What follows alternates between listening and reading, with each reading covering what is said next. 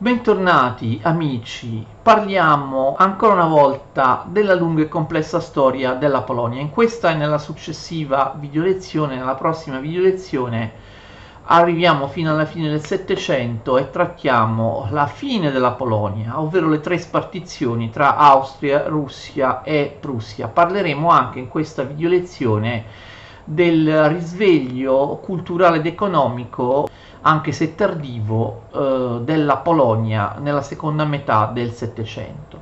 Le spartizioni della Polonia rappresentano, ve lo ricordate, l'esito conclusivo particolarmente cinico della politica dell'equilibrio tra le potenze europee. Austria, Prussia e Russia, per evitare una guerra generale, preferirono garantire la propria sicurezza nei confronti degli altri, allargando i propri territori di confine a scapito della Polonia. Nel Settecento la logica delle spartizioni esisteva già ed era stata proposta e in qualche caso già messa in pratica ben prima della distruzione della Polonia. In fondo nel 1713 e nel 1714 non vennero spartiti i territori europei della Spagna. Ricordate la Grande Guerra del Nord? Non terminò con la spartizione dei possedimenti svedesi sul Mar Baltico. E nella guerra di successione austriaca, ve lo ricordate, venne progettata una spartizione dei possedimenti di Asburgo d'Austria, che poi, come sapete, non andò a buon fine, ma era stata progettata tra le potenze ostili e avversarie dell'Austria. Ma analoghe spartizioni furono progettate nei confronti dei Paesi Bassi, della Baviera, di parti della Renania, dei territori italiani, di quei territori italiani posseduti dagli austriaci per esempio, ma anche nei confronti delle colonie inglesi, francesi, olandesi. Inoltre erano già state proposte spartizioni anche nel caso della stessa Polonia. Russia e Prussia ci avevano pensato nel 1769, ma anche la Francia aveva suggerito la spartizione, prima all'Austria e poi alla Prussia. Inoltre a volte la scelta era tra spartire ed essere spartiti, come apparve chiaro a Federico II di Prussia durante la disastrosa prima fase della guerra dei 7 anni. Bisogna ricordare che numerose condizioni in passato avevano aperto la strada alla logica delle spartizioni in Polonia. Nel Settecento, fino alla prima spartizione, il territorio polacco non aveva subito perdite territoriali.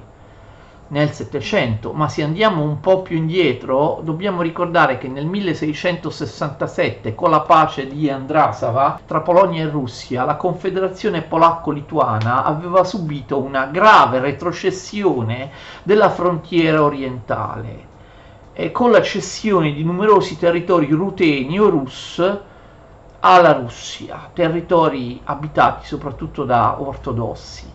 Era quindi nell'aria che anche i restanti territori ucraini e bielorussi, che ancora facevano parte della Polonia ma erano legati alla Russia dalla comune religione ortodossa, potessero passare appunto dalla Polonia alla Russia. Le spartizioni sanciscono un'ingerenza straniera che, come abbiamo detto nelle precedenti lezioni, esisteva da tempo. Abbiamo visto come la Polonia fosse diventata uno stato vassallo della Russia.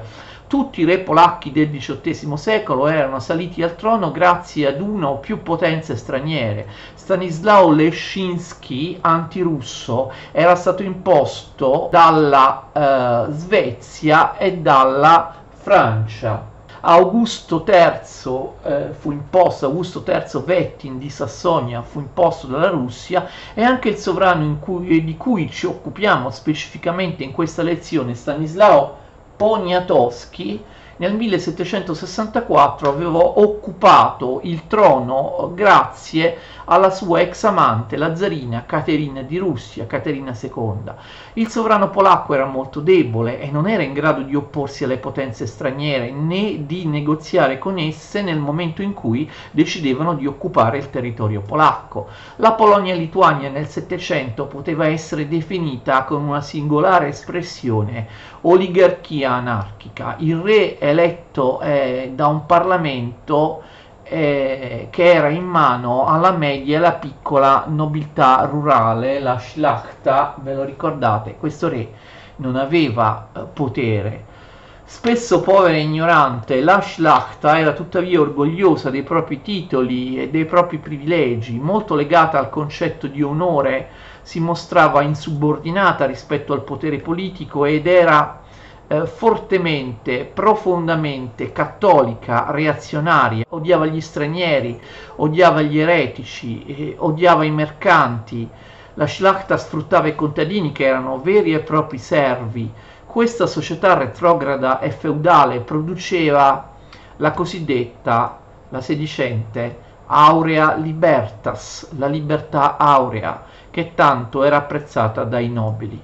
Col passare del tempo la Szlachta aveva subito un tracollo economico che la spinse a cercare protezione ma anche impieghi e terre in affitto tra i grandi magnati, che a differenza dei membri della Szlachta erano molto pochi.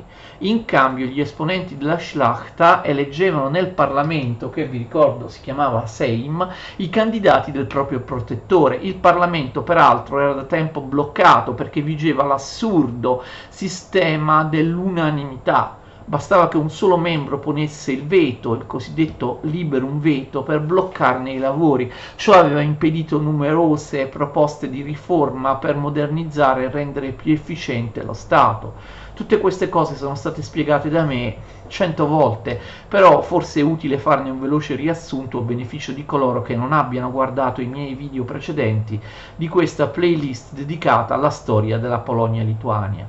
Alla fine del Settecento la Polonia possedeva un esercito ridicolo formato da soli 18.000 soldati male armati di fronte ai 350.000 uomini dell'esercito russo, i 250.000 di quello austriaco e i 200.000 di quello prussiano. Inoltre la situazione dell'economia era scadente, non vi erano manifatture, le strade erano inadeguate, il commercio era paralizzato anche per via delle dure tasse a carico dei mercanti, il denaro era scarso e deprezzato. Tuttavia, a partire dagli anni 80 dell'Ottocento, studiosi come Smolensky, Koson, Ashkenazi e Balzer, vi ho scritto qui i nomi di questi 4 studiosi, hanno messo in discussione la tesi tradizionale secondo cui le spartizioni siano state una conseguenza necessaria dell'arretratezza della Polonia. Le loro ricerche infatti hanno messo in evidenza come la situazione della Polonia non fosse molto diversa da quella di tanti altri stati europei, non fosse peggiore di quella di tanti altri stati, e anzi a partire dal 1740 circa si fosse riscontrato un forte risveglio culturale e in parte anche economico. Questa tendenza ottimistica si contrappose ad una scuola storiografica più pessimistica chiamata la Scuola di Cracovia. Per esaminare questo aspetto dobbiamo andare indietro nel tempo fino al 1740, cioè tornare all'ultima fase di regno di Augusto III di Sassonia. Già dopo la Grande Guerra del Nord, a partire dal 1720, vi era stata una certa ripresa economica in Polonia. Aumentano le esportazioni di grano, soprattutto attraverso il porto di Danzica. Tuttavia il miglioramento della produzione agricola non giovò né agli abitanti delle città né ai contadini, perché andò a tutto vantaggio delle classi nobiliari, del clero e soprattutto dei grandi magnati latifondisti. Il degrado delle città e delle campagne continuò. Alcuni latifondisti arricchiti fecero sorgere nelle loro terre industrie manifatturiere che producevano generi di lusso. In realtà questi latifondi erano molto pochi, sorsero comunque industrie del vetro, del legno, della distillazione, delle cinture, persino industrie del ferro. In Grande Polonia si sviluppò l'industria tessile in contatto con le manifatture della Bassa Slesia. A Varsavia sorgevano le stanze di conservazione, istituzioni finanziarie che i magnati utilizzavano per stipulare contratti a livello internazionale. Sempre a Varsavia si stabilirono anche molti uomini d'affari stranieri, occidentali. La Polonia scontava la mancanza purtroppo di personale specializzato in ogni ambito. Per questo si fece ricorso ad esperti stranieri, in massima parte sassoni, ma anche italiani, francesi, svizzeri. Essi si stabilirono in Polonia in qualità di scrittori, giuristi, segretari, bibliotecari. La ripresa economica in Polonia fu favorita anche dalla neutralità della Polonia durante la guerra dei 7 anni. È importante sottolineare che ad un certo punto si manifestò un'elite culturale costituita soprattutto da magnati ed ecclesiastici che cercò di favorire le idee e le forze del progresso per far uscire la Polonia dalla stasi culturale del barocco sarmatico, cattolico, provinciale e regressivo di cui abbiamo parlato nelle scorse video lezioni. Questi magnati progressisti visitavano Dresda, Parigi e l'Italia e in seguito anche Inghilterra, Olanda, Svizzera, che a loro apparivano tre paesi repubblicani affini alla Polonia. Il risveglio culturale in Polonia fu favorito dalla corte franco-polacca di Lunéville e Nancy in Lorena, guidata dal colto e raffinato ex sovrano Stanislao Leszczyński. Leszczyński per 30 anni, dal 1737 al 1766, aveva diffuso la cultura francese in Polonia. A partire dal 1740 tra i magnati iniziò a diffondersi la massoneria, che favorì ulteriori contatti internazionali. L'illuminismo europeo, seppure filtrato dall'autorità ecclesiastica, favorì, con il consenso del clero, la diffusione in Polonia di alcune recenti teorie scientifiche. Molti intellettuali così si resero conto che la Polonia, facendo il confronto con gli stranieri, si resero conto che la loro patria era molto arretrata rispetto ai paesi occidentali e questi intellettuali intendevano risollevarla, la Polonia. All'epoca di Augusto III furono pubblicate notevoli opere politiche, la voce libera del già citato Stanislao Leszczyński, la lettera di un latifondista del futuro re Stanislao Poniatowski, l'anatomia della Repubblica di Stefan Garszynski e soprattutto il manuale dei buoni consigli di Konarski, Garszynski e Konarski, Stanisław Konarski. L'opera di Konarski ebbe un grande successo. Konarski cerca di mettere in evidenza l'assurdità della norma che prescrive l'unanimità del voto in Parlamento. Abbiamo già citato alcune di queste opere nella video lezione scorsa. La ricerca scientifica ebbe come mecenati i fratelli Zaluński, Andrzej Stanisław, vescovo di Cracovia, e Józef Andrzej, vescovo di Kiev, fondarono la grandissima biblioteca Zaluński a Varsavia. Sempre nella video lezione scorsa abbiamo accennato anche alla riforma dell'istruzione di grandissimo rilievo. Essa fu approvata soprattutto per merito del già citato Stanisław Konarski.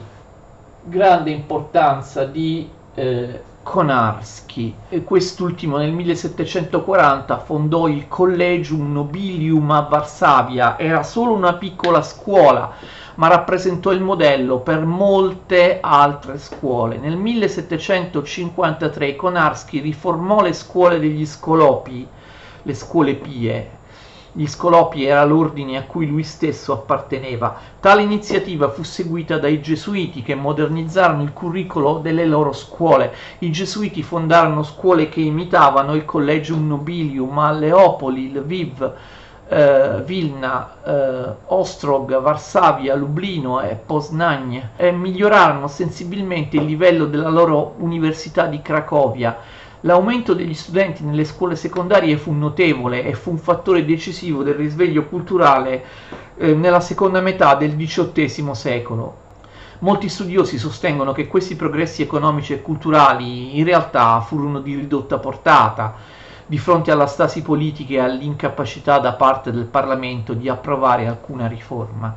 Bisogna ricordare che la rinascita economica sembrò essere annullata dalla crisi finanziaria causata da Federico II di Prussia, che durante la guerra dei 7 anni inondò la Polonia di monete false, provocando una forte inflazione. Abbiamo parlato ampiamente di questo nella scorsa video lezione. Tuttavia, una stagione di riforme e di affermazione della cultura illuministica caratterizzò anche il regno di Stanislao Poniatowski.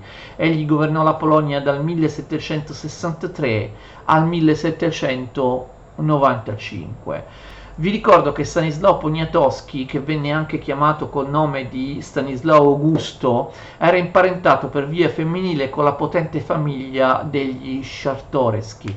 Stanislao era affascinante, di bell'aspetto, ma anche vanitoso, stravagante e amante dei piaceri. Era un vero intellettuale immerso nel cosmopolitismo illuministico del Settecento. Spesso nella storiografia è stato sottovalutato perché i suoi sforzi per riformare lo Stato e l'economia sono passati in secondo piano rispetto al suo tradimento, ovvero alla sua decisione di accettare le tre spartizioni della Polonia. Eppure sotto il suo regno vi fu una rinascita artistica e intellettuale chiamata Epoka Stanisławowska, sono termini polacchi un po' difficili, cioè epoca di Stanislao. Caterina II di Russia lo impose come re, però sin da subito vi furono attriti tra i due. Caterina sperava che Stanislao si comportasse come un docile vassallo, ma il re si dimostrò subito intenzionato a realizzare delle riforme per rafforzare lo Stato. Voleva istituire una dieta permanente che funzionasse con il criterio della maggioranza, non più dell'unanimità. Allora Caterina pensò ad un intervento armato in accordo con la Prussia per realizzare la spartizione.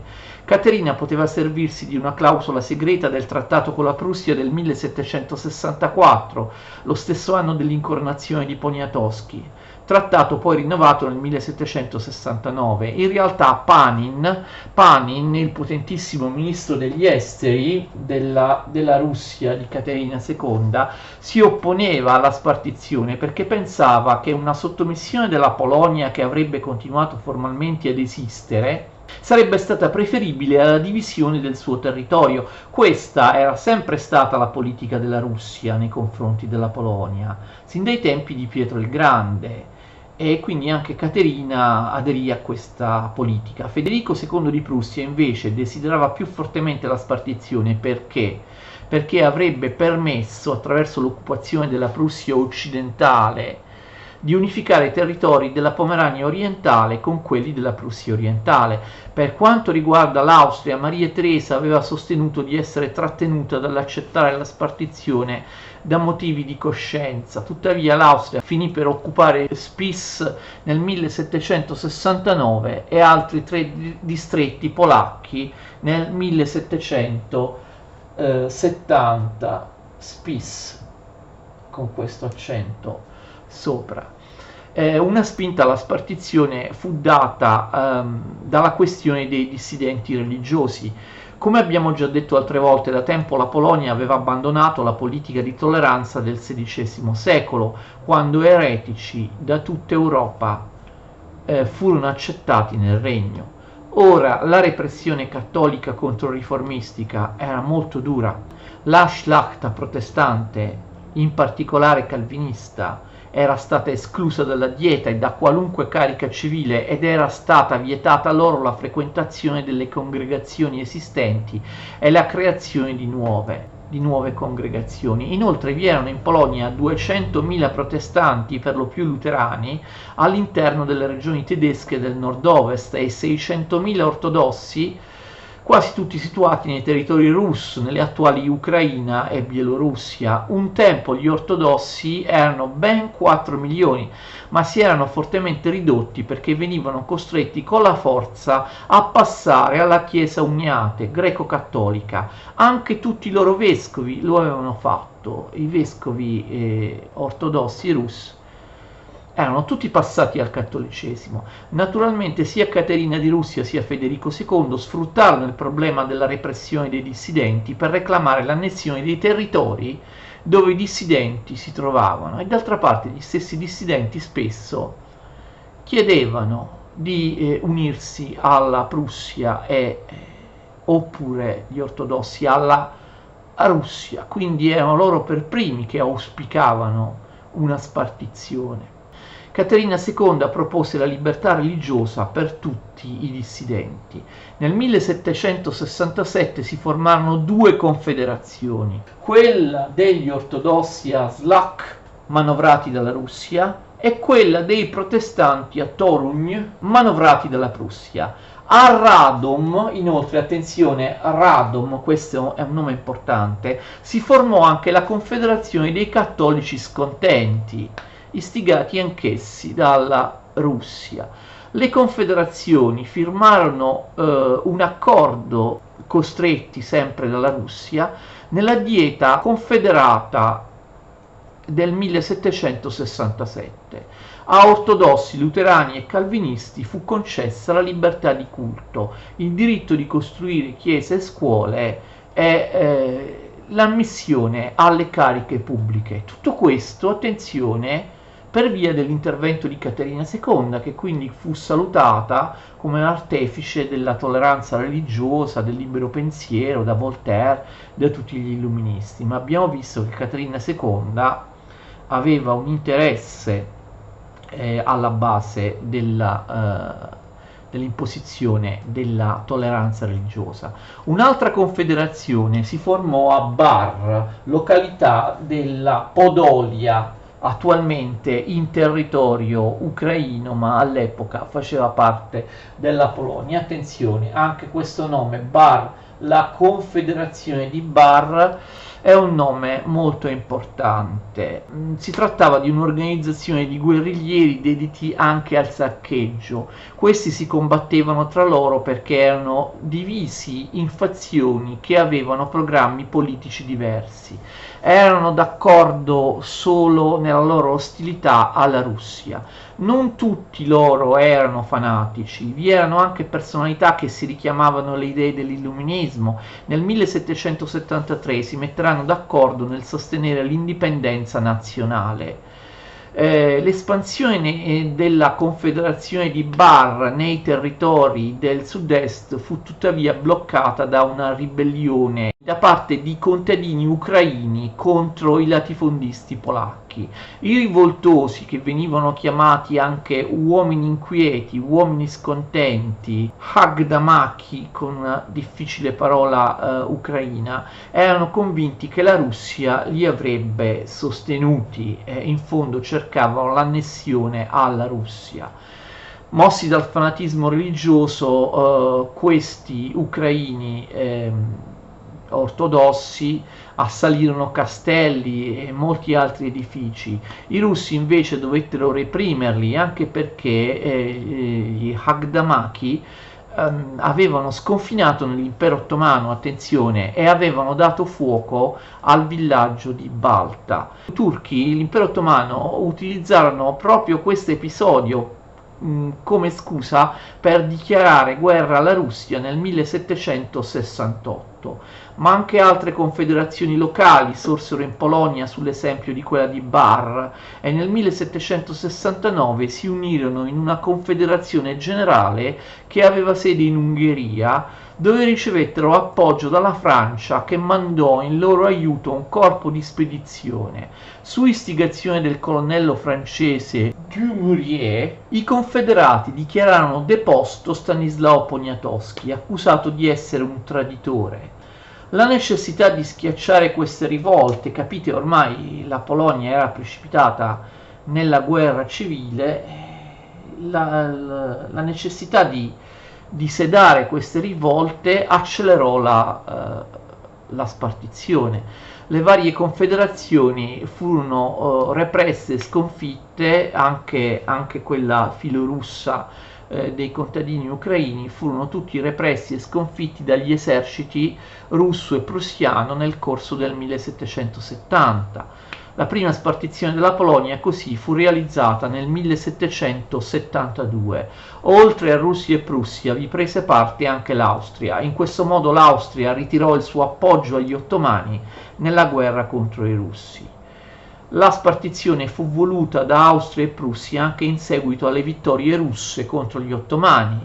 Di fronte all'aspettativa dell'espansione della Russia verso la Crimea, Austria e Prussia chiesero come riequilibrio i territori polacchi. Quindi vedete la spartizione come ulteriore modalità della politica settecentesca dell'equilibrio. In questa spartizione la Prussia si prese l'Ermeland, parte della Posnania e solo una piccola parte della Prussia occidentale, senza però le città di Danzica e Torugn sulla Vistola. Ermeland, parte della Posnania, parte della Prussia occidentale. Federico II di Prussia ambiva particolarmente alle città di Danzica e Torugn, ma per il momento gli fu impedito di accaparrarsene perché la Gran Bretagna e altre potenze commerciavano proficuamente con quelle città, con Danzica e Torugn sul fiume Vistola. La Russia invece cosa si prende in questa spartizione? Si prende parte della Bielorussia, ovvero le regioni ad est della Dvina, del Drak e del Dniepr. Dvina, Drak e Dniepr, fiume che adesso si trova in Ucraina e che gli ucraini chiamano Dnipro. L'Austria invece incamerò una parte del territorio ucraino della Galizia, all'Austria va la Galizia, compresa la città di Lviv, Leopoli. La Polonia perse più di un quarto del suo territorio con 4 milioni di abitanti. L'umiliazione della Polonia rafforzò quel risveglio culturale di cui abbiamo già parlato prima.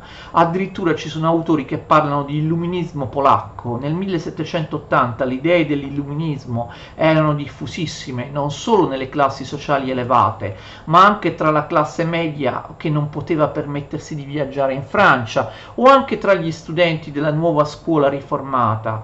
Moltissimi viaggiavano all'estero e tornavano dal Grand Tour con atteggiamenti irreligiosi. Le idee degli scrittori dei Lumi e in generale degli scrittori occidentali venivano diffuse dal giornale Monitor, ispirato all'inglese Spectator. Le pratiche religiose erano in declino. Nel 1784 i massoni si raccolsero nel grande oriente di Polonia e Lituania. Tuttavia spesso la religione non contrastò le nuove idee della politica, della letteratura e della scienza, anzi molti abati e colti gesuiti diffusero le teorie fisiche e astronomiche. La laicizzazione della vita e del pensiero fu favorita dall'abolizione dei gesuiti e dalla conseguente creazione nel 1773 della Commissione Nazionale dell'Istruzione, riorganizzata nel 1783, che sostituì a quella gesuitica un'educazione laica e progressista. Questa commissione ricevette anche tutti i beni della disciolta Compagnia di Gesù, che furono quindi utilizzati per le nuove scuole. Si può dire che venne creato il primo ministero della pubblica istruzione, forse al mondo. La commissione si mise a capo di tutta l'istruzione superiore, inclusa la formazione degli insegnanti.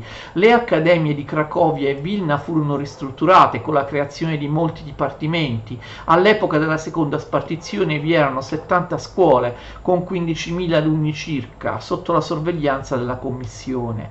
Il corso in una scuola statale durava 7 anni e si studiava latino, polacco, morale, legge, storia, geografia, storia si divideva in storia antica e in storia polacca, matematica, geometria, logica, storia naturale, fisica, agricoltura, orticoltura e calligrafia. Queste erano le materie scolastiche. Questo curriculum rappresenta un progresso notevole rispetto al tipo di istruzione medievale, umanistica e del tutto basata sul latino in precedenza impartita dai gesuiti. Tuttavia scarseggiavano gli insegnanti laici e i libri di testo.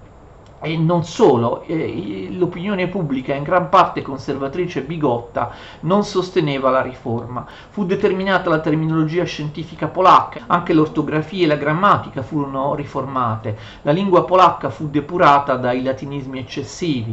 Ben presto i poeti e i giornalisti iniziarono a usare questa lingua modernizzata. Il sovrano incentivò la ricerca storica.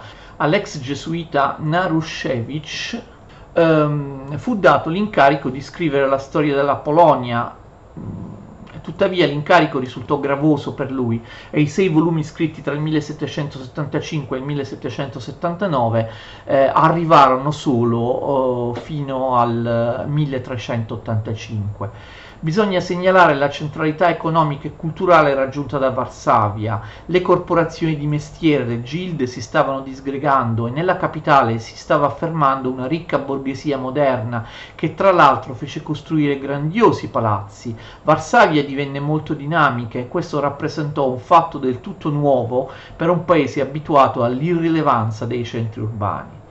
I centri urbani, e non solo a Varsavia, raggiunsero una posizione dominante in campo intellettuale. Anche i migliori pensatori politici dell'epoca, come Stanisław Staszic o Józef Pawlikowski, erano di Varsavia, ne parleremo in seguito, ecco, Staszic e Pawlikowski. Le riforme in questi anni migliorarono leggermente la situazione dei ceti cittadini, che però erano sottomessi ai nobili rurali. Per questo la classe urbana di Varsavia, e non solo di Varsavia, si rivelò, come vedremo, un elemento rivoluzionario. A Varsavia si stava creando un nuovo clima artistico e illuministico favorito dal fatto che la popolazione aumentava per via dell'allargamento della burocrazia amministrativa e dell'esercito. Molti signori di campagna lasciavano le proprie terre e si trasferivano a Varsavia. Sorse un ambiente culturale capace di recepire e rielaborare le idee dell'illuminismo.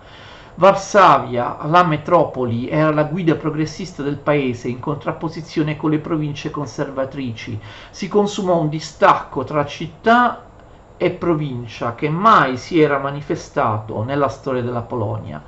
Nell'epoca di Stanislao Poniatowski il contrasto nella cultura si espresse attraverso un contrasto nei costumi e nello stile di vita. Il sarmatismo nazionalista e conservatore prescriveva i baffi e la testa rasata e una moda orientaleggiante con il classico kontusz. Il kontusz era una specie di soprabito a code. I conservatori utilizzavano il latino e parlavano in un polacco latinizzato e arcaico, invece i progressisti, che venivano chiamati stranieristi dai conservatori, si tagliavano i baffi e portavano parrucche incipriate. Spesso apparivano come damerini o piccoli snob, preferivano il polacco al latino, ma spesso parlavano addirittura direttamente in francese. Il sarmatismo ormai nel XVIII secolo si era cristallizzato in maniera grottesca, dando luogo ad una letteratura degenerata nell'enfasi barocca. I sarmatisti erano xenofobi e anche i libelli della Confederazione di Bar, ve la ricordate? Si rivelarono conservatori. Nei 60 anni del periodo sassone si erano diffuse in Polonia mode straniere, soprattutto tra i grandi nobili, dovute anche ai frequenti viaggi all'estero dei rampoli delle famiglie importanti. I viaggi in Francia diventarono una tappa quasi obbligatoria della loro educazione. Le tradizioni cattoliche persero importanza, si moltiplicarono i divorzi e anche i matrimoni alla moda, ovvero quelli in cui gli sposi si concedevano piena libertà sessuale. Era molto chic sperperare fortune al gioco. Anche in Parlamento gli innovatori mostravano un abbigliamento francese. Si è discusso se l'illuminismo polacco vada considerato un fenomeno di importazione. Molte idee arrivavano dalla Francia, ma anche dall'Italia. Infatti numerosi esponenti del clero polacco si recavano regolarmente a Roma e furono influenzati dagli autori italiani. Alcuni personaggi più progressisti della Confederazione di Bar intessevano rapporti personali con Rousseau, Mably e i fisiocrati. L'importante fisiocrate Dupont de Nemours fu assunto dal vescovo Massalski come segretario per la Commissione per l'Educazione Nazionale. Molti autori francesi commentavano le vicende della Polonia. Rousseau idealizzava in maniera esagerata le libertà polacche. Mentre i governi venuti fuori dalla rivoluzione francese, al contrario, consideravano la Polonia in maniera piuttosto negativa per via della prevalenza dell'aristocrazia. Numerosi scritti di illuministi francesi, italiani e inglesi furono tradotti in polacco, tuttavia non si trattava di semplici imitazioni di modelli stranieri, perché questi erano adattati alle situazioni della società polacca. La maggior parte degli artisti che emersero in questo periodo invece in architettura, pittura e scultura erano italiani e francesi che si erano stabiliti in Polonia, come Merlini, Fontana, Bacciarelli, Canaletto, Lebrun, Norblin. Gli artisti stranieri ricostruirono il castello reale di Varsavia e la residenza estiva del sovrano, il Lasienski. Il Lasienski rappresenta la massima espressione dello stile stanislaviano, cioè del periodo di Stanislao Augusto, cioè di Stanislao Poniatowski. Ma anche negli anni successivi ci furono artisti polacchi che iniziarono a emergere in campi quali l'architettura, la pittura, la musica, nacque l'opera polacca, la danza nazionale polacca che si chiamava appunto polacca o polonaise, o la danza popolare della mazurka, erano conosciute in tutta Europa. La massoneria aveva molti adepti e lo stesso Stanislao Poniatowski era massone. L'illuminismo polacco non contrastava con la formazione di una coscienza nazionale che spingesse a tornare ai fasti del passato, a combattere l'anarchia e a costruire uno Stato efficiente. Si sviluppò una notevole letteratura satirica, le parrucche e le altre mode vennero abbandonate a partire dal 1788. In molti campi vengono pubblicate opere di ottimo livello, commedie, poesie, pamphlet voltairiani, giornalismo politico, tutte queste opere caratterizzano quest'epoca di fervore. Fiorisce una letteratura politica, si segnalano numerose opere erudite, per esempio la storia critica del Medioevo polacco del già citato Naruszewicz o la grammatica polacca di Kopke, e inoltre i trattati di matematica di Jan Śniadecki. Non abbiamo il tempo di parlare nei dettagli dell'illuminismo polacco. Il risveglio dal sonno prolungato della Polonia sancì il passaggio diretto dalla scolastica all'illuminismo.